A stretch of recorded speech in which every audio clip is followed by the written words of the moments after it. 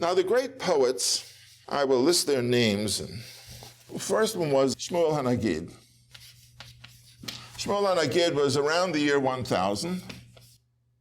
Shmuel Hanagid was a young man who was evidently very skillful scribe in Arabic and in Hebrew, and he attracted the attention of someone in the palace, and he became a secretary. When something arose, he'd give advice. It turned out that the king was always paying attention to him, and soon he began to rise from a secretary. He became a minister of the cabinet.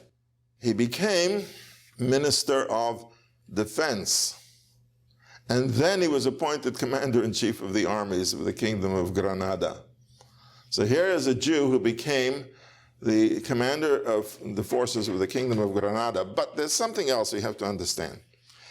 The Jews of Spain and this whole medieval period, they were thoroughly grounded in Jewish learning. It's as if you know that statement in the Talmud which says at the age of 5 you start to teach someone how to read the Torah.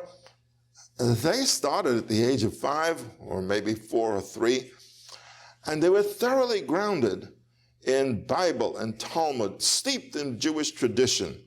But he wrote volumes of poetry, and in it you can see his profound learning in Judaism. The other thing is he was also a leader of the Jewish community of Granada, and he wrote a history of the Talmud, a history of Jewish law. I mean, this man was thoroughly grounded in all aspects of achievement. But then we have Solomon Ibn Gvirol, also around the same time.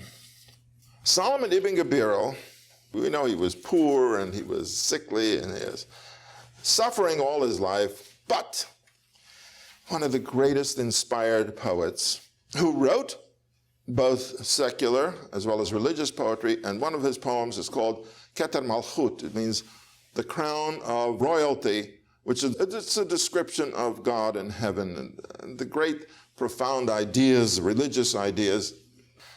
He also wrote a philosophy. He wrote a book on philosophy. In his philosophy book, he called it The Fountain of Life. In Hebrew, Mekor Chaim, which means the fountain of life.